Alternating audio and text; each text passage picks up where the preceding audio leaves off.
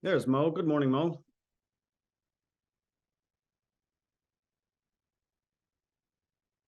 Mo, your admission that you looked up the word luxury was a Yeah, real good, I think it was a great example to everyone that, we can take this business further than whatever Chirag says in a call or any coach says in a call. Part of the way that we find success as individuals is to follow our own intuition and to research a word like that because you really want to understand what it means for your clients, for yourself, for your business is a great example of developing a business in a way that not everybody else would. thank you. It's a personal interest of mine to be really clear about what various words are that we use. And especially in the course of business, because we talk about a lot of things like accountability or integrity or things like that. And if I ask people, what does that mean? They usually don't have a really good response. And so it tells me that they're using the word, but they haven't really cemented what that word is to them or how they conceive of that word themselves. And if these are key words for you, you should do that because otherwise you're just parroting words that sound good to everybody, but they're not really cemented in your own concept of how to do business. So love your admission of the word luxury the other day, and pampered too. That's why I threw in at the end of the call yesterday where the word pampered comes from. It comes from this old Dutch word that means to overfeed. And so it has this sense of treating someone not just to nice hospitality, but over the top hospitality. And so we can all ask ourselves, if we really want to pamper our clients, if we say we want to pamper our clients, are we really going above and beyond or not? And what other ways are there for us to really go above and beyond, to really overfeed someone who's paying us to be their agent? Okay, cool. So welcome everybody. Good morning. Delighted to have you on the call again here. We're going to continue our conversation from last week. Last week, if you were here on the Wednesday call, we were talking about fear. And we were talking about the importance of understanding what fear is for you and doing something with it. And the principle that we talked about, which was the sixth principle, was everything you want is on the other side of fear. And the point is, if we want to be successful in life, in any business that we undertake or any challenging task, we need to be able to shift our relationship with fear so that it doesn't stop us from getting the success that we want to have. And so it's not just about learning how to talk to clients and keeping track of your numbers and all that stuff, which is important to the business, certainly. It's also about having a relationship with fear that is not a barrier to whatever it is you want to achieve. And so we tend to think of, I have to watch my numbers, have to see my profitability, have to have the right people on my team, and all those things are important. They all matter. At the same time, if we can't master our emotions, then we'll never have the success that we could have otherwise. And that's really what we were talking about last week. And so this week, I want to talk a little bit further about that. This concept of how do we conceive of the world around us? Because being able, like as Chirag was just saying, being able to talk with people in the right way, being able to meet people where they are, as he mentioned, these things require a certain frame of mind, a certain mindset that puts us in a position to be able to respond with comfort, clarity, calmness, the ability to listen well. All of these things we can do well when we're in the right frame of mind. And all of those things are more difficult to do when we're not in the right frame of mind. When we're stressed by something or overwhelmed by something, we may not be at our best. And so thinking about how we see the world around us at a given moment in time and how we feel about that is a factor that affects how we do what we do. And I see this most prominently when people time block. They say, oh yeah, I'm going to, time block an hour every day this week to make calls. Great. Love it. Tell me how it goes. And then, I talk to them the following week or a few days later. I say, how did all those calls go? How'd those time blocks work out? Oh, well, I didn't do it. What happened? You told me on a Tuesday that you're going to block Wednesday, Thursday, Friday for an hour each. And then you tell me at the end of the week, you didn't do any of them. Something got in the way. And it's something about how we perceive the world around us. And most of the time, it's people say, well, I was going to do it, but then my mind started working and I started thinking, well, I haven't called these people in a long, long time, and they're going to wonder, why am I calling them out of the blue? And maybe I'm going to sound salesy to them, and I don't want to sound salesy, but maybe they're going to wonder why I'm suddenly calling them after all this time. If I just tell them I'm just checking in to see how they're doing, maybe they don't believe me, right? All this self-talk ends up steering us towards not even making the calls in the first place. In other words, our mindset got in the way of the actions that we wanted to carry out. So I want to talk a little bit more about mindset today. So let me ask you a question. Think about the challenges that you face in your business. What is a challenge that you tend to face over and over and over again in your business? Please put it into the chat. It could be managing the people on your team. It could be making phone calls. It could be keeping track of numbers. What is it? It could be a certain situation or an objection that you have trouble managing every time it comes up. What is a challenge that you have continually faced over the years in your business? Put that into the chat, please.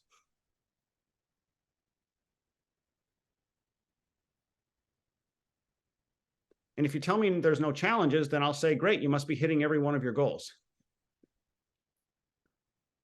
Okay, disorganization, procrastination, call reluctance, certainly, phone calls. What else? What is a challenge that you face that you recognize you faced many times in the past and you just haven't found the way to really be successful in that area yet? Following my intuition for what works and what does not. Am I correct in concluding, if there's only 3 responses to this question, that nobody else has any challenges in their business?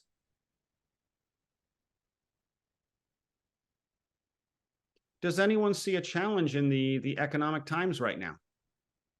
Does anyone have any concerns about where the economics might be over the next 6 to 12 months? Or are you all 100% confident that this will be the best year you've ever had?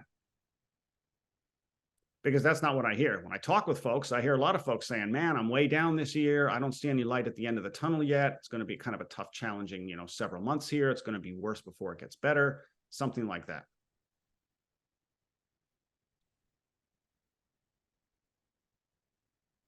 All right, let me just call on a couple folks. Anyone who didn't put something into the chat yet, please come off mute and tell me, why is it a challenge for you to answer this question about what a challenge you have? I'm really curious to hear that.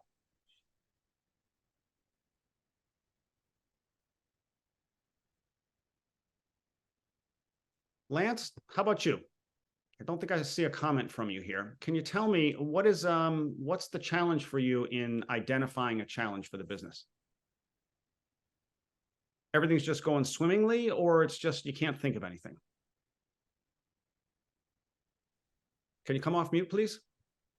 Yes, sorry about that. I lost my screen. Something was going on. Okay. My challenges, I think, are a little different because I'm new to the Miami Beach market. Okay. So, I was speaking with my team lead. Also, I was dealing with a lot of kind of fear and anxiety and fear of failure. Yep. And just reaching out to all of my contacts. Like you said, there are people that I haven't spoken to in 10 years. Yep, got it. And all of a sudden I'm reaching out to them and just trying to have a conversation, trying not to sound salesy, making the conversation about them. Yep. And seeing how they're doing and feeling, and just dropping that, I'm now in the real estate market and I have to start, being more active on my social media. There's a lot of steps I need to take right now. So. Yep.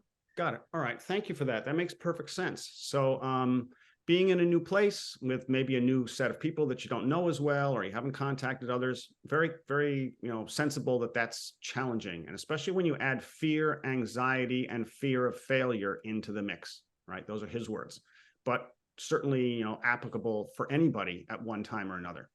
I say thank you for saying that, Lance. So there's a whole lot of things here. I see a bunch of other things. Don't have enough leads because my challenge is how to use the technology. Got it. So, here's the point, folks, is every one of these things is a challenge in our mind. The question is it really a challenge objectively, or is it a challenge in our mind? You see, sometimes one person's challenged by something that no one else is challenged by. Like for one person, the technology might be very challenging, but for someone else, it's not. So inherently, the technology itself may not be challenging, but it is challenging for that individual, right? There's a certain subjective element to what we conceive of as challenging. Does that make sense? Let me share a few slides here. It's a mindset thing. Got it, Michael. Thank you. Let me share a couple of slides here, and then we'll come back to it. When we're talking about mindset and how mindset affects your actions, Lance just gave us a great example. You know, you might have a fear of failure, which might take you out of taking the action that you might like to take at that particular moment in time. And the other examples there in the chat, same thing. If we have a mindset that tells us, that focuses on a particular challenge that we don't have an answer to at that particular moment, of course, it's going to get in the way of us taking, let's call it positive or effective action. But the question for us today is, do challenges have to be challenging? And so it just, you know, there was somebody who wrote in the chat there, you know, it's a mindset thing, in my humble opinion. So let's explore that for just a minute here. Here's a reality to start with for this part of the discussion, and that is challenging circumstances are not inherently challenging. They are not challenging by definition. They are challenging by interpretation. Look at these statements that come to us from humanity, from the modern to the ancient. We see things as we are, not as they are. When you change the way you look at things, the way things look changes. It's not events that disturb people, it's their judgments concerning them. That one comes from Marcus Aurelius 2,000 years ago. And of course, a more colloquial one, life is 10% what happens to you and 90% what you do with it. These comments refer to the element in here which is personal and subjective to us. In other words, whatever it is that you perceive as the reality around you, there's a certain circumstantial piece to that, and there's a certain interpretational piece to that. For example, I can point you to any number of agents right now who will say, man, this is a crappy market. Man, that's going to be really tough. We better batten down the hatches for the next 6 to 12 months because it's not going to get better. With wars going on around the world and inflation and such a small inventory right now, it's going to be really tough. And maybe I should get out of the business, or at least I need to make sure I'm reducing costs, all that. But I can also point you to other agents who are saying, you know what, it's a good time to be an agent. Perfectly great time to be an agent. And I'm going to go out there and I'm going to make some sales. So the reality is what? There's two subjective realities, right? There's the circumstance, which is, let's call it an objective reality of whatever the economic situation will be over 12 months. But there's the interpretation piece, of which there's at least two different interpretations. And so when we're thinking about what challenges us, we have to make sure that we're owning the interpretive part of that. We can't change the circumstances themselves, but we can examine our interpretation of them and then decide whether that interpretation empowers us or disempowers us. That makes sense? Winners find a way to adopt an empowering interpretation regardless of circumstance. The folks who will adopt a disempowering interpretation of whatever the circumstances are always going to be the ones wanting to hide under a rock or hold themselves back. Now, I'm not saying that you just Pollyanna, oh, everything's going to be great, everything's wonderful. I'm not talking about that. I'm talking about taking an honest look at how we see the world around us in terms of the circumstances, and then how we're interpreting those circumstances and where that places us in our own mindset. If the mindset is, these people will never remember me, it's going to sound too salesy, I don't know how to contact these people, of course we're going to choose not to call anybody. It makes perfect sense. And maybe we've all been there at one time or another. But at some other time, we're the same person, and they're more or less the same contacts. We might have said, you know what? These people would love to hear from me. I've been thinking about them, and I'm almost certain they think about me once in a while. And I'm going to call them up and say hello. Not here to sell them anything, not here to do anything other than just say, hey, nice to talk with you. I've been thinking of you. So what makes a challenging circumstance challenging in our mind? Well, here are 4 things that I want you to think about, and think about which one of these is true for you. When you think about the challenge that you identified on the chat a few minutes ago, let me know which one of these might be associated with that in your mind. One, the challenge that you identified threatens your goal achievement. In other words, when you recognize that barrier that's there, you're thinking, uh-oh, because of that, I'm going to have trouble making my goals. Or challenge that I identified tends to be unanticipated. I didn't know it was going to happen. I didn't know when it's going to happen. It happens from time to time, and I'm always caught by surprise to some degree when that happens. Like maybe you've had people quit on you. Maybe you've had 4 or 5 employees and 3 of them quit. They all quit out of the blue. Sorry, I'm out of here. Why is that happening, right? They're often unanticipated. Third, the solution will cost you time, effort, or money. If you recognize that you need to get to where you want to go, suddenly there's a new cost in time or effort or money that you weren't aware of, that now you need to buy a new piece of software, or you need to hire another person to do X, Y, Z, or whatever. This is something that is a challenge for you because you hadn't accounted for that particular cost until this moment. Suddenly it became clear to you that you're going to have to do it. Or 4, it triggers an emotional response. So just think of the challenge you said a minute ago and write in the chat now which one of these are associated with that in your mind. Maybe it's the first one, maybe it's the second, maybe it's a combination, maybe it's all 4. Please put that into the chat for a minute. It's really important for you to understand the nature of the challenge for you, because this is how it affects your mindset.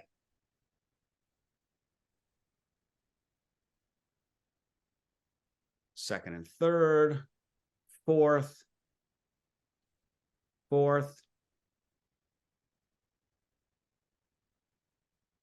You see, if you can't make sense of how you process the challenge, you're going to have trouble overcoming it. That's why I'm asking you to think about this. What is the nature of the challenge? Not the circumstances, but how it affects you, how you're interpreting the challenge to you. Oh my gosh, if this happens or when this happens, it's the first one, it's the second one, it's the fourth one. Combination of 2, 3, and 4. Yeah, got it. Chances are if we interpret any one of these 4, or more importantly, more than one of these 4, it's going to be a significant barrier for us. But just understanding how we think it affects us helps us think about how we can respond. And I'll show you how to do that in just a moment. Okay, so how do we respond? Well, let's go through each of those 4 items and think about a couple of simple responses. These may not sound like a big deal on paper, but when you apply them, if you apply them effectively for yourself, these have proven themselves to be effective for countless people before you, going back thousands of years on very simple challenges like this. When the challenge threatens your goal achievement, whenever you interpret the first one that I just had on the last slide, what can you do? Several things. Well, 1, ask for help, something we rarely do. We don't do enough. We sit there and stew and we suffer and we're in distress, and we don't always reach out. When was the last time you reached out to another agent for help with a challenge that you had in your business? Doesn't happen very often. Or somebody else in your life. Second, change the parameters of your goal.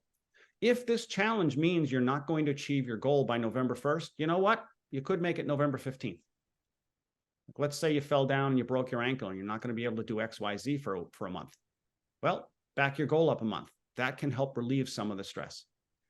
3, do an accelerated brainstorm. An accelerated brainstorm is where you gather 3 people that you believe are smart, that you think have some kind of good input for you, and you say, I'd like to just ask you for 15 minutes of your time. Can you hop on a Zoom call with me a week from tomorrow? I'd like to just ask you for your input on this challenge that I'm having. And you get 3 of those people in a room, promise no more than 15 minutes, 10 minutes, whatever it is. Of course, you can do it in person if it's somebody who's near you or somebody on your team, just to identify several possible responses to the challenge. Because chances are with 3 other people, they're going to come up with some take on this that's different from you. Now, we all have our way of thinking, but our ways of thinking are somewhat limited. And so an accelerated brainstorm takes almost no time. It takes no money. And it's not only that, it's a great way to help, get the help that you need and kind of like be in a relationship with somebody else that matters to you. And you could help them maybe next time they have a problem. And 4th, remember what Chirag's been talking lately about business. He's saying, don't focus on the goals, focus on the process. From my point of view, keep your goals in mind, but focus on the process. Absolutely. Sometimes when we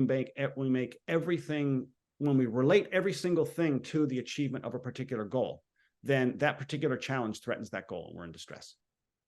If we can focus on the process, which is instead of saying, I'll call 10 people today, it's, I'm going to make calls for 30 minutes and let's see what happens, right? That's focusing on the process.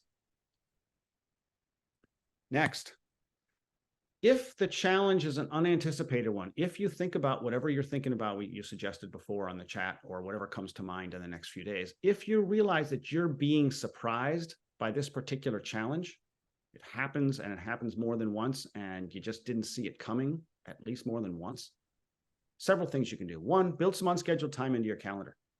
Many of our agents build an hour of time, let's say 11 to 12 every day as just flex time.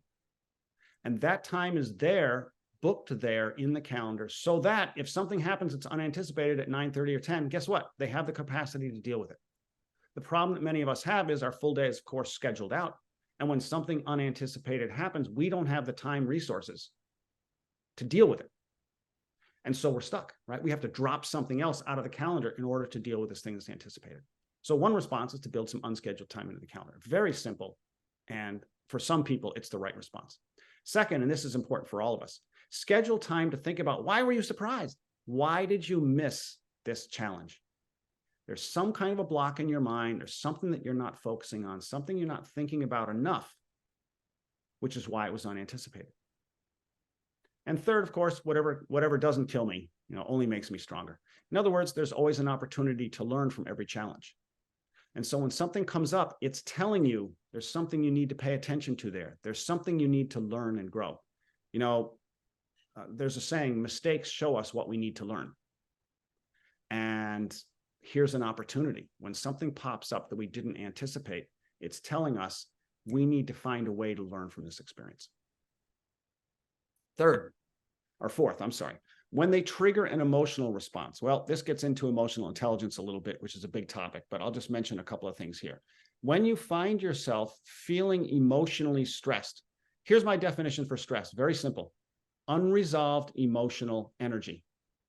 That's what stress is. Most of us say, I'm so stressed, I'm overwhelmed, I'm freaking out.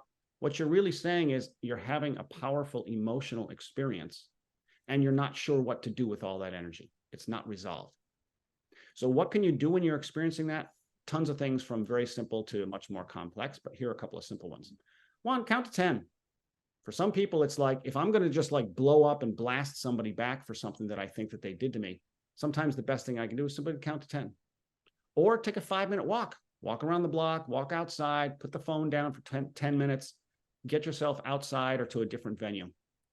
Research in depression shows that there's 3 things that we can easily do when we find ourselves in kind of a negative mindset. Change the location, change the activity, or change the people we're with. Change the location, change the activity, or change the people you're with. And so sometimes when you're in the middle of your frustration over something, and maybe you're talking with somebody, sometimes taking a 5-minute timeout is the best thing, to just breathe. Or another thing you can do that it doesn't take much time also is to not just to push away from that feeling, but actually lean into it. Take 10 minutes to reflect on the threat and ask yourself a couple of basic questions. Where do I see this threat hitting me? Is it in my finances? Is it a damaging circumstance or situation for a relationship that I have? Is it going to possibly threaten my relationship, my reputation in the field or within the professional industry? And just as important as that question is it valid?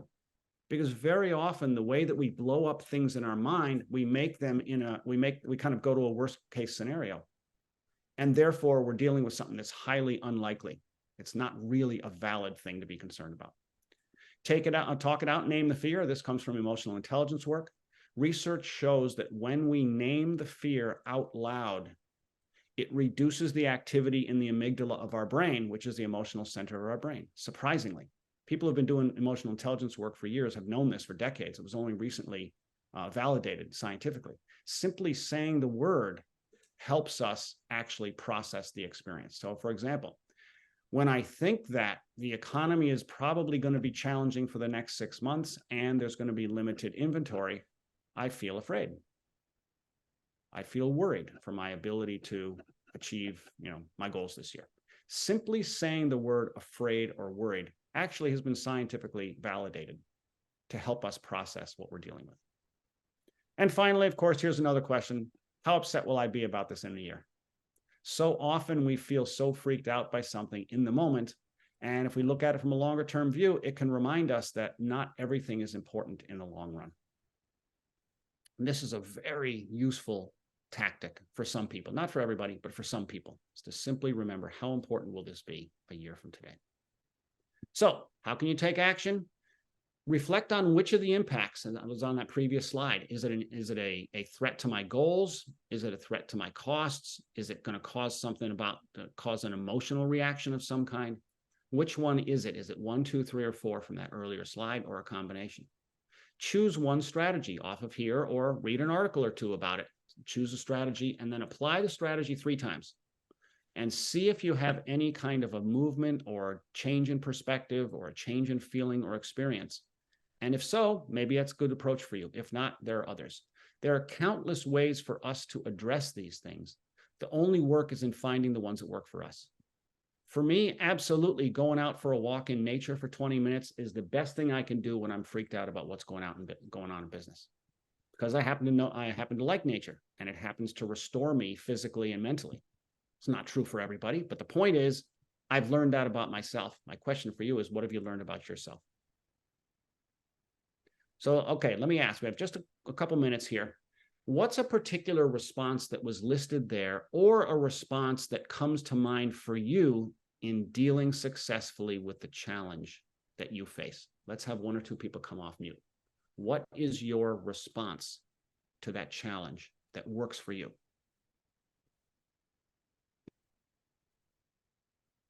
Go ahead, Mo. Really, Dave, I want to share an experiment that I did with my mind. A couple of nights ago, I read so much about the reality and fantasy. You know, in your mind, they don't know the difference. I read it 1,000 times. I said, how? I mean, I've never experienced. So I started telling me in negative thoughts. Oh man, I couldn't believe it, David. In course of like 2-3 minutes, I was down. And I'm telling myself, there's nobody around.